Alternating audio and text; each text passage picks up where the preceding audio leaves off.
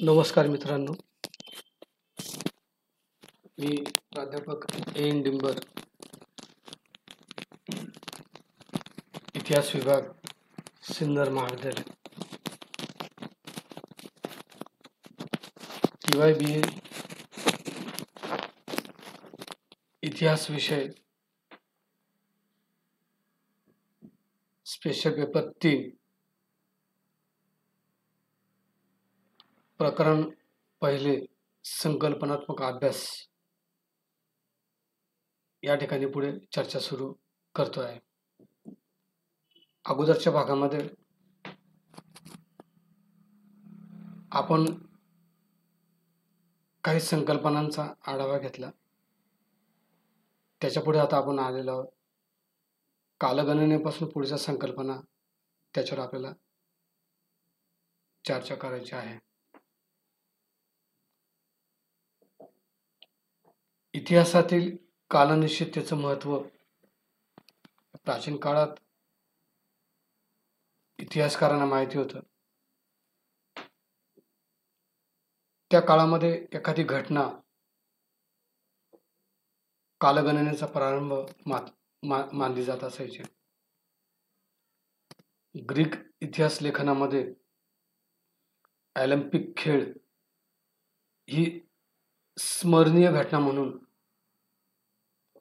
Olympic खेळांचा संदर्भ देऊन अन्य जे काही घटना असेल त्या सांगितल्या जात असत.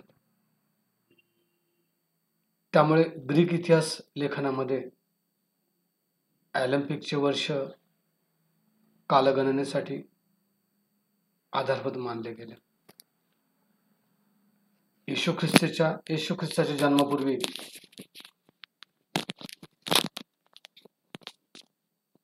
776 वर्षापासून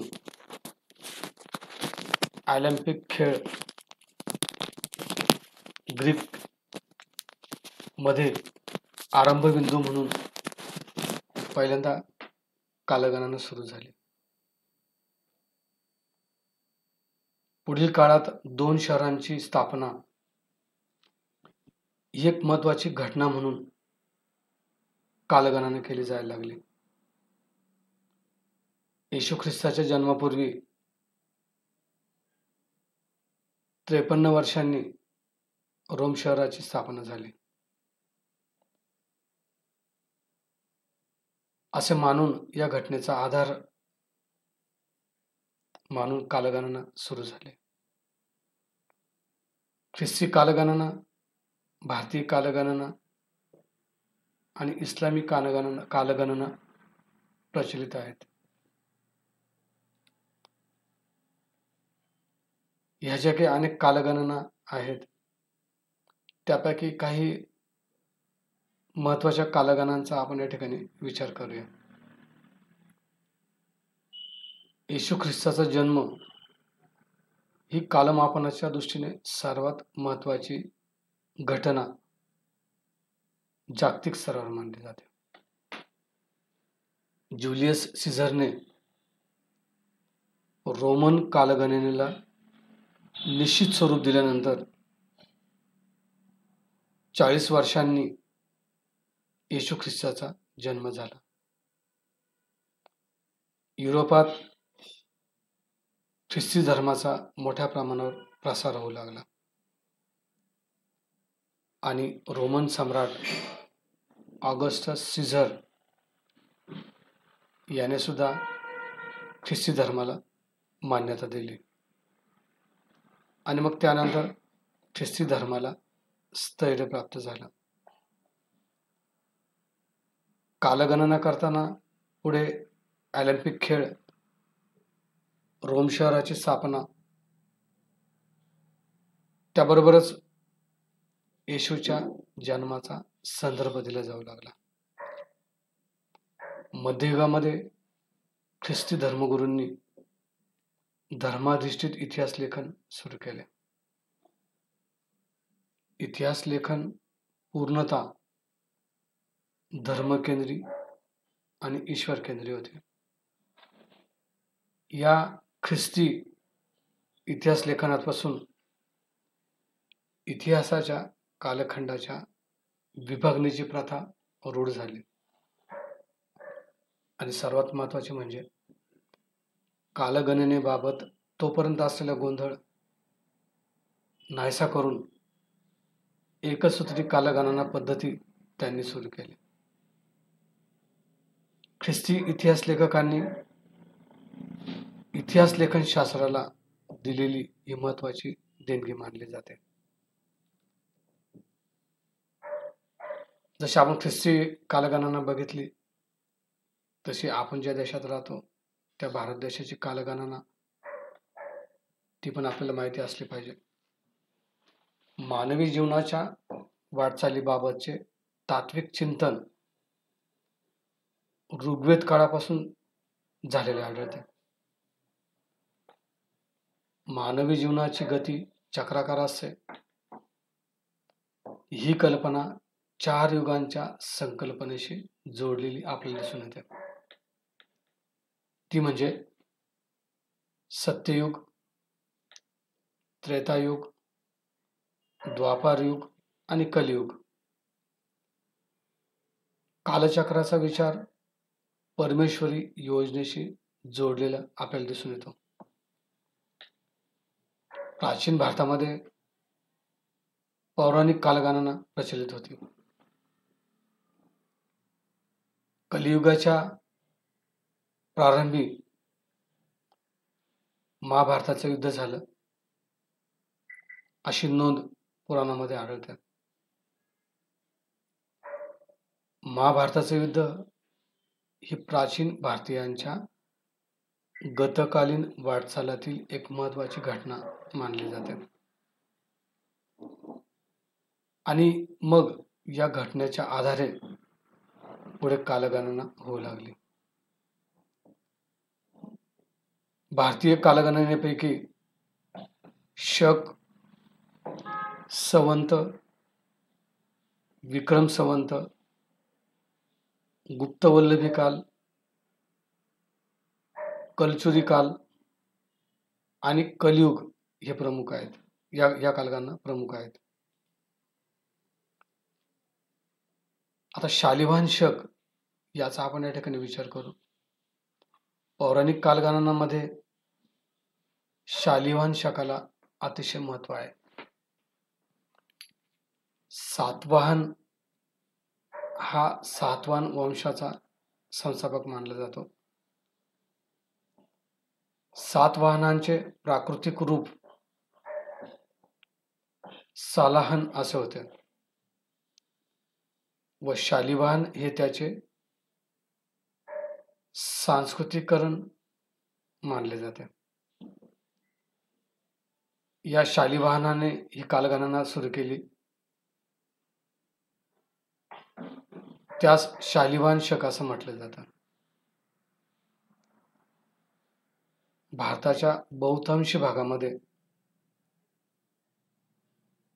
पंचांगांमधून या कालगणनेचा वापर केला जातो. शालिवाहन शक ही कालगणना इसवी सनाच्या पहिल्या शतकामध्ये सुरू झाली.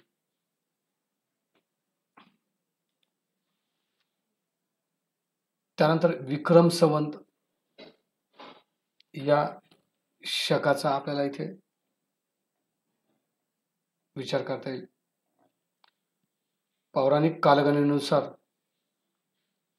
उज्जैनचा राजा विक्रम हा शककर्ता होऊन गेला आहे. विक्रम काल इसवी सन पूर्व 58 मध्ये सुरू झाला असं गृहीत धरलं जातं. राजा विक्रमादित्याने शकांचा पराभव करून जो विजय मिळवला त्या घटनेच्या स्मरणार्थ इसवी सन पूर्व 58 ला विक्रम संवत कालगणना सुरू झाल्याचं किंवा सुरू केल्याचं मानलं जातं. म्हणजेच इसवी सन 2010 मध्ये विक्रम संवत 2068 असा असेल. इसवी सन विक्रम संवत यामध्ये 58 वर्षाचा फरक आपल्याला दिसून येईल. गुप्त वल्लभी काल ही एक कालगणना आहे. मगधचे गुप्त राजे आणि त्यांचे मंडलिक राजे यांचे लेख गुप्त संवतात लिहिलेले दिसून येतात. या काळाचा आरंभ घटोत्कच किंवा समुद्रगुप्त यांच्या राज्यारोहण प्रसंगी झाला असावा, असा काही संशोधकांचा तर्क आहे. गुप्त साम्राज्याच्या ऱ्हासानंतर सुद्धा गुप्तांच्या मंडलिकांनी आपल्या लेखनातून गुप्त कालाचा उपयोग केलेला आपल्याला दिसून येतो. वल्लभीचा मैत्रक वंश यांनी या संवत्सराचा आपल्या लेखात उपयोग केल्यामुळे यास गुप्त वल्लभी काल असं नाव प्राप्त झालं. त्यानंतर कलचुरी काल ही एक कालगणना आहे. या कालगणनेचा उपयोग कलचुरी राजवंशातील राजांनी केला, म्हणून याला कलचुरी काल असं म्हटलं जातं. कलचुरी राजांनी राजधानी जबलपूर जवळ त्यांची त्रिपुरी ही राजधानी होती. कलचुरी राजाची राजधानी जबलपूरजवळ त्रिपुरी ही होती. त्यांच्या आधिपत्याखाली असलेल्या प्रदेशांमधून जे शिलालेख आणि ताम्रपट सापडले त्यामध्ये कलचुरी कालगणना आपल्याला आढळून येते. असे जरी असले तरी कलचुरी कालगणना निश्चित कोणत्या राज्याने सुरू केली हे आपल्याला सांगता येत नाही. त्यानंतर कलियुग काल. कलियुग काळाला भारत युद्ध संवत किंवा युधिष्ठिर शक असं पण म्हटलं जातं. कौरव पांडवांचे युद्ध चालू असताना द्वापर युग संपून कलियुग सुरू झालं आणि या युद्धात पांडवांचा विजय झाला. युधिष्ठिराला विजय मिळाला म्हणून या काळाला भारतीय युद्धकाल, युधिष्ठिर शक आणि कलियुग असं पण म्हटलं जातं. कलियुग काल असं पण म्हटलं जातं. अशा विविध कारणांचा उल्लेख असला तरी शक कालगणना किंवा शालिवाहन शकसन सर्वसामान्य असल्याचं आपल्याला दिसून येतं. आपल्या देशामध्ये मुस्लिम समाज मोठ्या प्रमाणामध्ये जगातला आपण दुसऱ्या क्रमांकाचा धर्म म्हणू शकतो,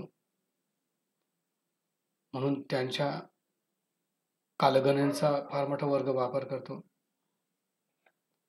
म्हणून इस्लामी कालगणना पण आपल्याला समजून घेणं गरजेचं आहे.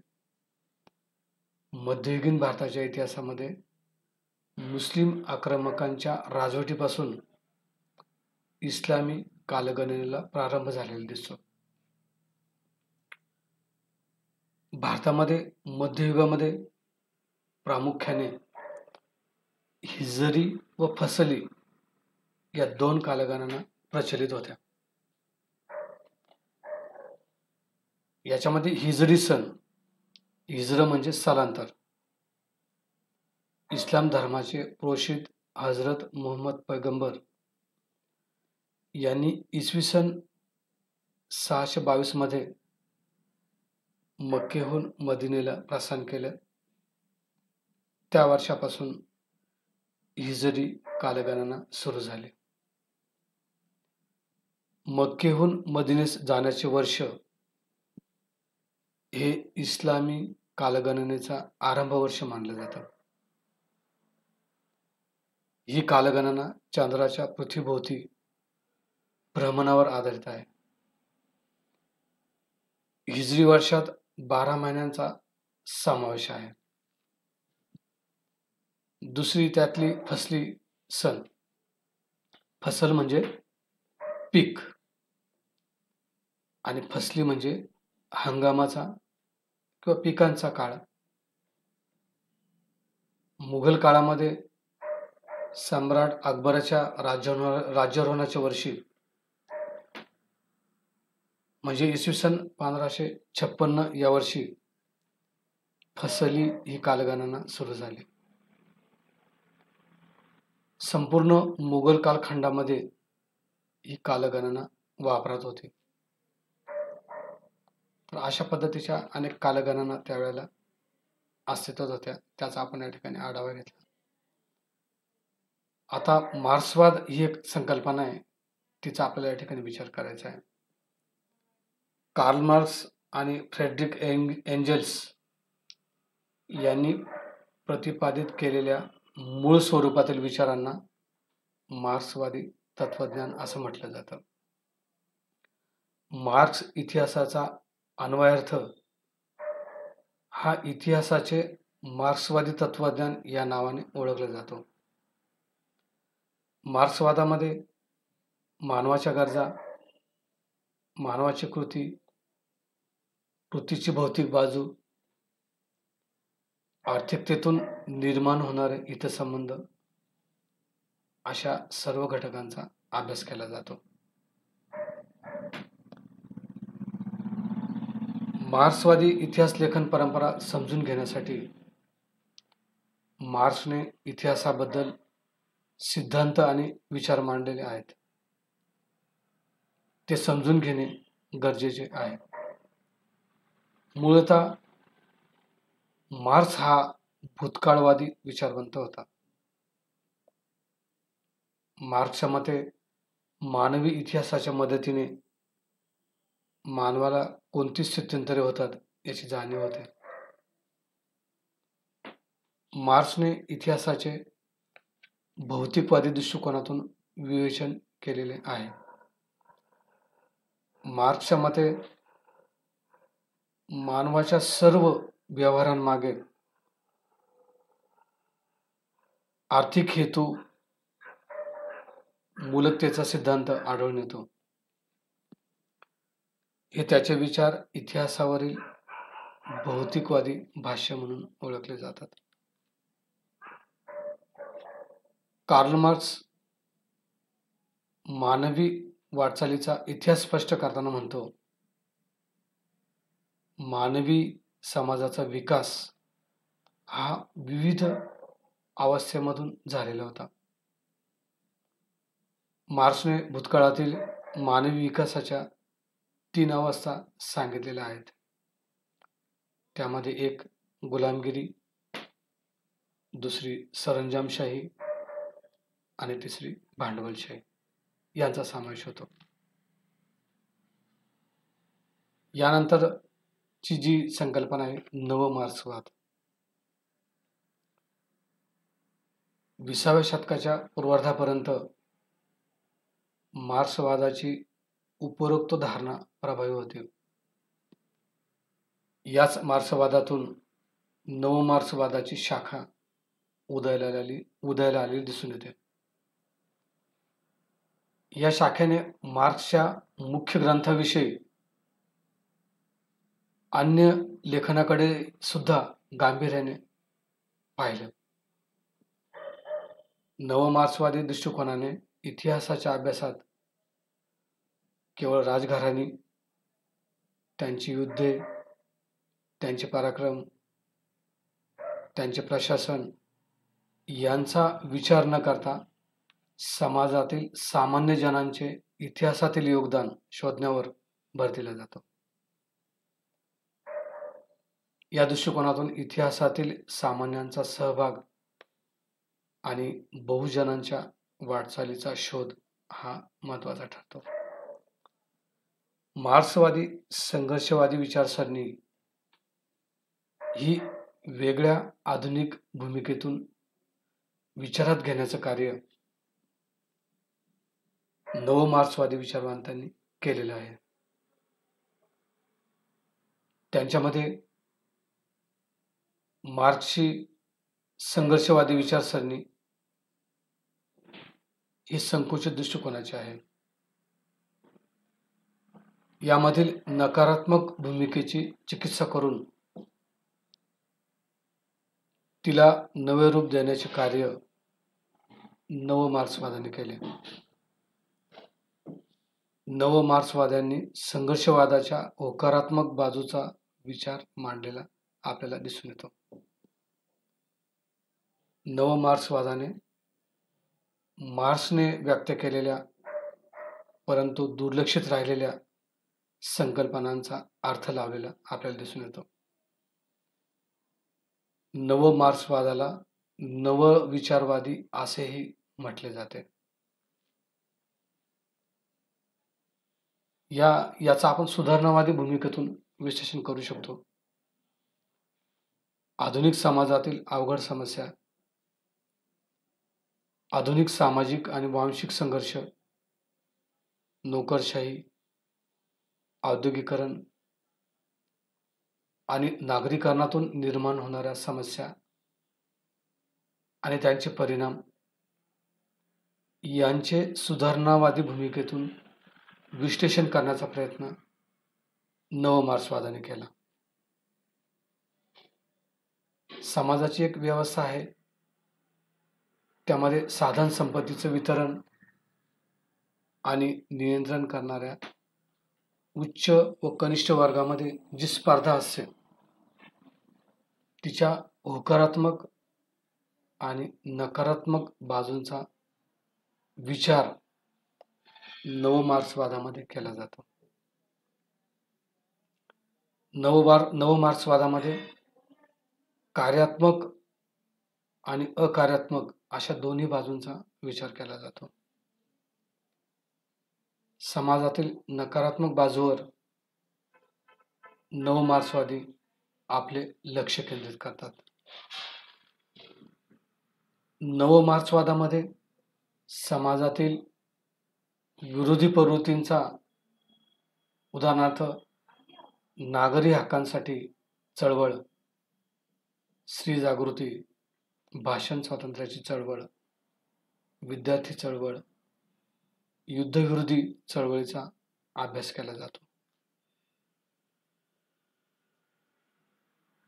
आता आपल्याला आधुनिकतावाद या संकल्पनेचा या ठिकाणी विचार करायचा आहे. इतर ज्ञानशाखांप्रमाणेच इतिहास ही एक स्वायत्त ज्ञानशाखा आहे. इतिहासाचं अध्ययन अप्रत्यक्षवादी भूमिकेतून आपल्याला करता येतं. या वास्तवतेची जाणीव झाल्यानंतर इतिहास या अभ्यास विषयामध्ये अनेक नवनवीन प्रवाह उदयाला आले आणि त्यापैकीच एक महत्त्वाचा प्रवाह म्हणजे आधुनिकतावाद. तर ह्या आधुनिकतावादाचा अर्थ आपल्याला या ठिकाणी समजून घ्यावा लागेल. समाज व्यवस्थेचे पारंपरिक मूल्य व्यवस्थेकडून आधुनिक मूल्य व्यवस्थेकडे घडून येणारे स्थित्यंतर म्हणजे आधुनिकता होय. समाज व्यवस्थेचे पारंपरिक मूल्य व्यवस्थेकडून आधुनिक मूल्य व्यवस्थेकडे घडून येणारे स्थित्यंतर म्हणजे आधुनिकता होय. आधुनिकीकरणाची प्रक्रिया घडून येत असताना समाज व्यवस्थेमध्ये सकारात्मक आणि रचनात्मक स्वरूपाचे बदल हे घडून येत असतात. कुटुंब, संस्था, जाती संस्था, धर्म संस्था, शिक्षण संस्था, राज्य संस्था, अर्थव्यवस्था अशा सर्व घटकांमध्ये घडून येणाऱ्या परिवर्तनाला आधुनिकतावाद असं म्हटलं जातं. आधुनिकतावादाची बैठक काही मुद्द्यांवर आधारित आहे. त्या मुद्द्यांचा आपण या ठिकाणी विचार करू. सर्वसाधारण 18व्या शतकानंतरच्या मध्यंतरापासून 20व्या शतकाच्या मध्यंतरापर्यंतचा कालखंड इतिहासाच्या विकासाच्या वाटचालीतील आधुनिकतावादाचा कालखंड मानला जातो. या काळाला सांस्कृतिकदृष्ट्या प्रबोधनाचा काळ सुद्धा म्हटलं जातं. प्रबोधन काळाची जी वैशिष्ट्ये आहेत तीच आधुनिकतावादाची वैशिष्ट्य असल्याचं मानलं जातं. आता ही आधुनिकतावादाची वैशिष्ट्ये थोडक्यात या ठिकाणी आपण फक्त मुद्द्यांच्या आधारे त्याची चर्चा करू, कारण आपल्याला स्वतंत्र प्रकरणामध्ये पण आपल्याला पुढे त्याचा विचार करता येईल. 16व्या शतकामध्ये युरोपमध्ये जी नवनवीन वैचारिक मूल्ये प्रस्तुत व्हायला लागली ती मूल्ये 18व्या शतकामध्ये परिदृढ झाली. सर्वसाधारणपणे 18व्या शतकाच्या मध्यापासून 19व्या शतकाच्या मध्यापर्यंतचा काळ म्हणजे जवळजवळ 100 वर्षापर्यंतचा काळ आधुनिकतावादी विचारसरणीचा काळ मानला जातो. या युगाचं वैशिष्ट्य म्हणजे मानवी जीवन आणि समस्यांना महत्त्व, मूलभूत विचारांना महत्त्व, प्राचीन कला व ज्ञानाचं पुनरुज्जीवन, मध्ययुगीन दृष्टिकोनाचा त्याग, वाङ्मय व संस्कृतीविषयी जिज्ञासा, इतिहास लेखनामध्ये नवीन प्रवाहांचा उदय, आधुनिक युगाचा प्रारंभ, अशा अनेक या आधुनिकतावादाची वैशिष्ट्ये आहेत. आधुनिकतावाद समाजातील प्रत्येक गोष्टीचा आणि विचारांचा मुळापासून विचार करून त्यामागील कार्यकारण भाव शोधून काढण्याचा प्रयत्न किंवा शोधून काढण्याच्या प्रयत्नांना प्रोत्साहन देण्यात आलेलं आपल्याला दिसून येतं. मानवी समाज जीवनातील प्रत्येक गोष्टीचा मूलभूत विचार करण्यासाठी रॉजर बेकन आणि पीटर अबेलार्ड यांनी प्रोत्साहन दिलं. याच पद्धतीचा अवलंब धर्म आणि धर्मसंस्था त्याचबरोबर चर्च यांच्या बाबतीत केला गेला.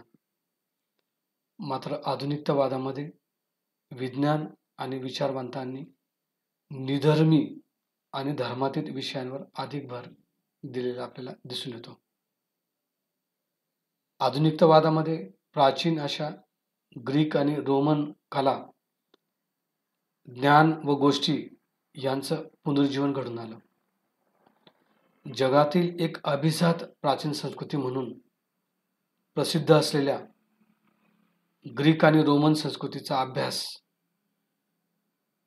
इटालियन अभ्यासकांनी करायला सुरुवात केली. या संस्कृतीचं पुनरुज्जीवन करायला त्यांनी सुरुवात केली. प्राचीन कला आणि ज्ञान याचं पुनरुज्जीवन करण्याचा प्रयत्न हा आधुनिकतावादामध्ये झालेला आपल्याला दिसून येतो. आधुनिकतावादाच्या काळात युरोपियन विद्वान आणि विचारवंत यांनी ग्रीक रोमन वाङ्मय आणि संस्कृती याविषयी कुतूहल निर्माण केलं. त्याचबरोबर टीकात्मक दृष्टिकोनातून या विषयांचा अभ्यास करायला सुरुवात केली. अभिजात वाङ्मय आणि संस्कृतीविषयी नव्याने निर्माण झालेली जिज्ञासा आणि कुतूहल हे आधुनिक कालखंडाचे आधुनिकतावादाचे वैशिष्ट्य मानण्यात येतात. आधुनिक कालखंडात पारंपरिक धर्मनिष्ठ इतिहास लेखन पद्धती मागे पडली आणि त्या जागी शास्त्रशुद्ध आणि तात्विक पायावर उभ्या असलेल्या इतिहास लेखनशास्त्राचा उदय झाला. थोडक्यात आधुनिकतावादात परंपरागत इतिहास लेखन मागे पडले आणि शास्त्रशुद्ध आणि तात्विक पायाधिष्ठित इतिहास लेखनाला सुरुवात झाली. आधुनिकतावादी कालखंड सुरू झाल्यानंतर नवीन विचार पद्धती आणि जिज्ञासू वृत्तीची निर्मिती झाली. त्यामुळे मध्ययुगीन विचारसरणीच्या प्रभावातून बाहेर पडून इतिहासात आधुनिक युगाला प्रारंभ झाला. या ठिकाणी आपण उत्तर आधुनिकतावाद या संकल्पनेचा विचार करणार आहोत. पण मला वाटतं आपण या ठिकाणी थांबूया. ज्या काही 2-3 संकल्पना राहिलेल्या आहेत त्याच्यावर आपण पुढच्या भागामध्ये चर्चा करूया. मग त्या उत्तर आधुनिकतावाद असेल, संरचनावाद असेल, त्या सगळ्या ज्या संकल्पना राहिलेल्या पुढच्या भागामध्ये त्याच्यावर आपण सविस्तर चर्चा करणारच आहोत. पण मला वाटतं आपण या ठिकाणी थांबायला काही हरकत नाही. तर मला वाटतं की आपल्याला ह्या सगळ्या संकल्पना समजल्या असतील. तर मी या ठिकाणी थांबतो. धन्यवाद.